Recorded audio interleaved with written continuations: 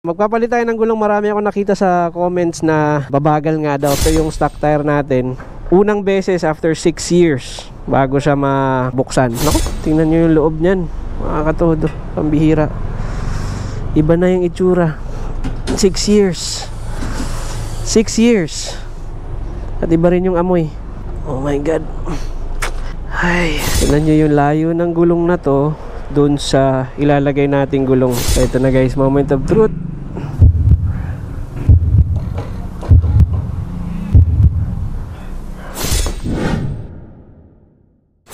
Alright, so what is up mga katodo? Magandang umaga sa inyong lahat. And ito na po yung part 2 ng ating vlog.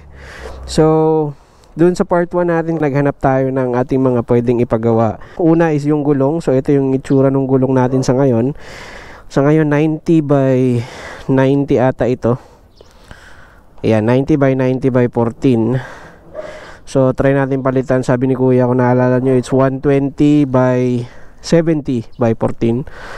Tapos sa harapan, ano ata ito, 80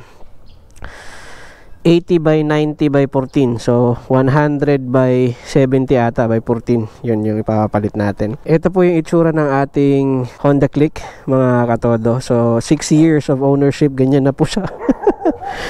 Ganyan na po yung itsura niya.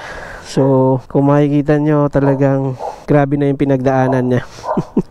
So ayan po siya, makikita nyo ang daming gasgas. Ito yung tumama sa atin nung tumumba tayo. Ayan, dito.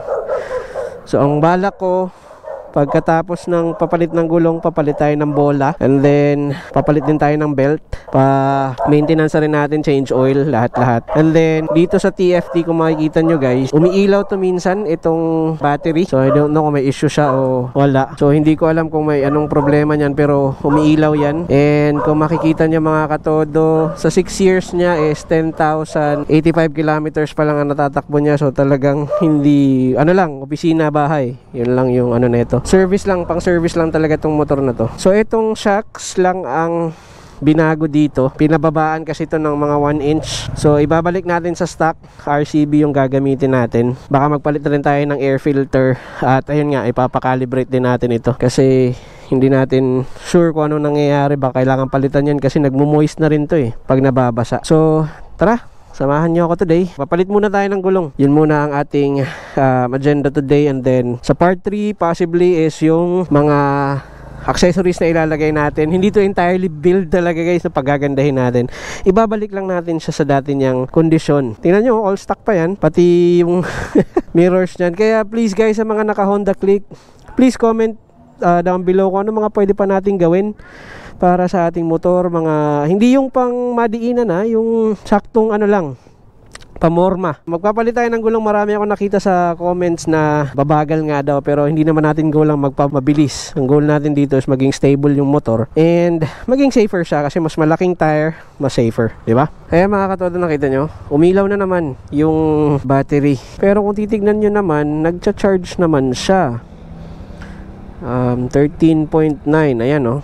Let's go. Alright. Woo! Scooter gaming. So again guys, no, sa mga naka Honda Click dyan na naka-set up, bigyan nyo naman ako guys ng ideya kung ano mga pwede pang ilagay sa motor na abot kaya at kumbaga pampaganda, and at the same time yung may purpose at for safety sana. Kasi pang daily lang naman natin to, hindi naman natin to pang long ride. Definitely hindi naman natin to pang kakarera or something. So please guys, comment your opinions, your suggestions down below. At kung kaya ng ating budget, gagawa natin yan ng paraan. And then, syempre, i-review rin natin kung kumusta nga ba yung big tires para sa Scoot. Para mabigyan din ng ideya ang iba, kung gusto nyo magpa-big tires, alam nyo rin kung tama ba or swak ba. At mapapatunayan natin yan at mare-review kung kumusta ang performance ng bike. Para sa akin, no, although ayun nga, hindi naman natin masasabing sobrang upod or pudpud na yung gulong natin, pero imaginein mo 6 years na yan, stock tire pa yan, at may expiration ang gulong. So 100 million %, 110% mga katodo, talagang expired na yung gulong na yan. At nakikita ko rin kasi may mga ano na, may mga crack na siya. So hindi na siya usable, or I mean dapat hindi na talaga, dapat pinapalitan na. So again, para sa hindi nakapanood dun sa ating part 1, na disgrasya kasi tayo gawa ng nadulas yung gulong natin. So kaya isa yan sa reason na magpapalit tayo. Yun na nga, alam naman natin na talagang expired na yung gulong. Alam ko personally, again, hindi ako magpapaka-hipokrito, kasalanan ko din naman yun, kasi dapat alam ko naman yun, hindi ko ginawa. Alam ko na expired na yung gulong, dapat pina-change ko na. Pero inantay ko pa talaga na ganun ang mangyari sa akin bago ko pa maipagawa yung gulong. So please, wag nyong gayahin kung kailangan na magpapalit ng gulong, especially dun sa ating mga katodo dyan na nagmamaneho ng yung mga pang daily, lalo na sa mga delivery riders nating tropa dyan, at sa mga motorcycle taxis. Please guys, be mindful na dapat ipa-maintain natin, especially yung mga na wear and tear na parts ng ating motor, para safe tayo, safe yung mga pasahero, at safe lahat ng mga motorista sa daan. Kasi ayun nga, yun ang bread and butter natin. Ako admittedly, hindi man ako nag-motorcycle taxi, hindi man ako nagde-deliver, pero bread and butter ko rin to, kasi ito yung aking pang daily, pamuntang trabaho. And kapabayaan yung ginawa ko, kaya nadisgrasya. At yun nga, napahamak pa. So wag na natin pong antayin na ganun ang mangyari. So ito, ayan, malapit na tayo sa may kanto lang nito bago mag stoplight. And nag-a-accept sila ng GCash, so wala tayong cash, so GCash tayo. Good thing. Alam ko hindi pa naman natin yan masasagad kasi may wax pa yung gulong na yan. So titignan natin mamaya kung kumusta siya mamaya ang pauwi. Ayan, dito tayo. 122 at saka 100. Oo, sagad natin. Magkano yung sa mitas? Okay, so 5.5 mitas tires ang gagamitin natin guys. 120, 70 by 14, 170 by 14. At andito tayo sa mga katodo natin na mga dumadaan dito sa C6. Andito tayo, kanto na to ng Lower Bikutan, paakyat. At dito tayo sa Gabs Motorcycle Tire Supply. Alright, ang dami nilang mga tires dito guys. Maxxis, Quick Tires, Safeway. Ayan, so tingnan natin, papagawa muna natin kay sir. Alright, so yun guys, ito na tayo, no? Ang bilis lang binaklas ni kuya. Sir, anong pangalan mo sir? Jason. Ni Sir Jason yung nasa harapan. Mas matagal pa yung pagkatanggal, gawa ng ang tanda na nga ng motor, so ang hirap na niyang baklasin. Tsaka may nakaharang tayong spool dun sa harapan. Ito sa likod din, ganun din. Pero kompleto sila ng gamit dito guys. So ito yung stock tire natin. Unang beses after 6 years bago siya mabuksan. So ito na siya. Ayan, ito na yung itsura niya. And yun nga, 90 by 90 by 14 to. And sabi naman ni sir, kasya naman ang 120. Saktong-sakto lang yon. So mabilis lang, sobrang bilis at napaka-pulido ng gawa. Kaya ang mga malapit dito sa may Lower Bikutan, open sila dito guys until 8 PM ata, as long as may magpapagawa. So silipin natin ang itsura, kasi kanina ito sobrang dumi yung loob, gawa ng antanda na rin nung tire sealant na nasa loob. Kompleto sa machines at wala kang takot na tamaan yung mags mo, kasi talagang pang tire changer yung machine nila. So all goods. Tingnan nyo yung dating tire sealant natin, iba na yung itsura. Ang alam ko sa pagkakaalala ko, green yan hindi na. O diba, safe talaga, walang tama sa mags. So kahit komplikado ang mags mo or mamahalin ng mags mo, wala kang kaba dito, kasi talagang alaga yung Nako, tingnan nyo yung loob nyan, mga katodo, pambihira. Iba na yung itsura. 6 years 6 years at iba rin yung amoy. Oh my god. Ay, ayan kinukuskus ni kuya kasi nanggigitatan. Malaki pa rin talaga palang epekto nung sealant na pag tumagal, antigas na Yung package natin is 5.5, kasama na lahat. May again, yung front tire natin 110, and then likod natin is 120. So kasama na yung tire sealant at saka pito sa 5.5. So sulit na, tsaka mitas naman. Malam naman natin na kahit sa big bikes ginagamit ang mitas. Tingnan nyo yung layo ng gulong na to dun sa ilalagay nating gulong. At least safer siya, mas malapad yung lapat, so mas safer tayo. Alam ko naman makakompromiso naman ang arangkada and all, pero again, kagaya nung na-share ko kanina, hindi naman natin pangangarera to, pang daily naman natin, so okay lang yan. At magpapalit tayo ng bola kahit paano siguro maibabalik natin yung performance ng scoot natin. Ito na guys, moment of truth.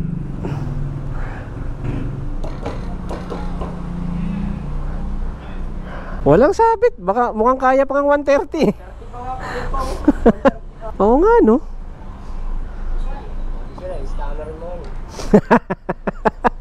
Okay guys, so kasyang kasya.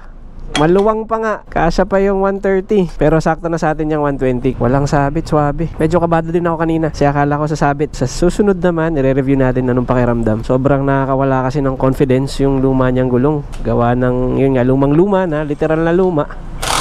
Tapos medyo manipis siya. Ayan, medyo maluwang pa nga yung sa ibabaw. So yun nga, mukhang kasya nga ang 130 dito. Pero hindi lang natin sure kung kaya ng mags. Baka pag magpa 130, kailangan mo na talagang magpalit ng mags. Yun yung iba nagpapa-convert and max na mags siguro, kaya yun. Tsaka tabas ng tire hugger. Dito hindi na kailangan magtabas pa. Luwang Oh. Mamaya pag binabayan, tignan din natin. Pero all goods naman. Wala namang no? Hindi sumasabit, no? Kahit na nakababa. Tsaka medyo tumaas nga. So unang feeling pa lang ang tangkad na ng motor. Ang taas na niya. Okay. Well, mas gumaan yung sa harapan. First impression agad no? Wala akong ramdam na sabit so far. Ang galing gumaan yung harapan. Mas nimble yung feeling ngayon, and inangkasan agad natin. So may angkas tayo ngayon, and okay naman so far yung feeling. Hindi ko alam kung bakit ganon, pero feeling ko tumaas. Arangkada wise, hindi ko pa masasabi na may pinagkaiba or may pinagbago, pero definitely papalit tayo ng bola. Height wise, yun yung pakiramdam ko, parang medyo umangat yung harapan. Probably nga kasi from 80-90 100 na yan yung nasa harapan. So definitely para siyang umangat. Feeling ko mas lumapit yung dash natin sa atin. Break in tayo ng bagong tires. Bago pa lang siya, medyo waxy pa to. So alalay pa rin tayo sa takbo kahit na bago yung ating tire, kasi nga break in period pa. Mga 100 kilometers ata pag tire no? Correct me if I'm wrong mga katodo. So parang 100 kilometer ata ang proper break in ng mga gulong. It means kasi madulas pa siya kasi may factory wax pa ang tinatawag ata dyan. Kasi nga syempre kailangan hindi kumunat yung gulong, so kaya talagang yan, tad sa wax yan. So mitas tires ang ginamit natin. Again, 120 by 70 by 14 sa likod.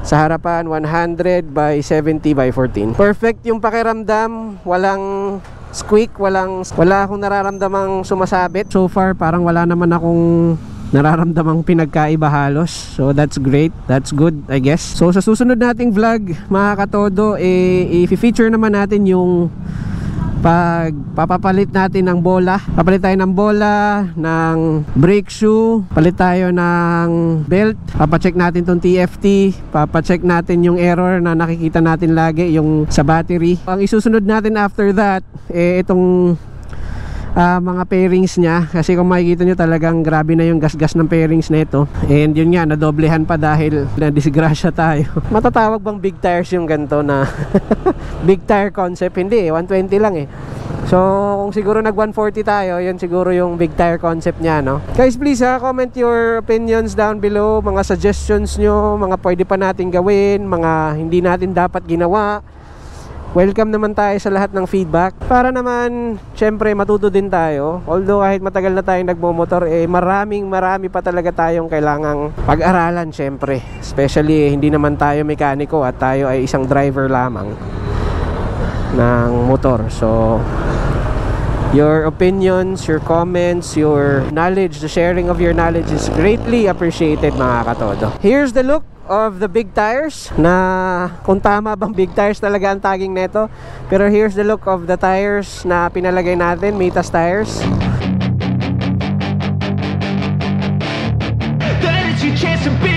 Hey kid, don't ever let them get inside your head. They'll tell you what to do in life instead of everything you know that you could get. Don't let them guide your life towards regret. I'll fight for what I love with every breath. My past is filled with things I won't forget. I use them all to... And of course, mga katodo, always remember, sa lahat ng mga pangarap mo, maliit man yan o malaki, just make sure na sipagan mo, kilusin mo at itodo mo. Peace out, guys. Ciao.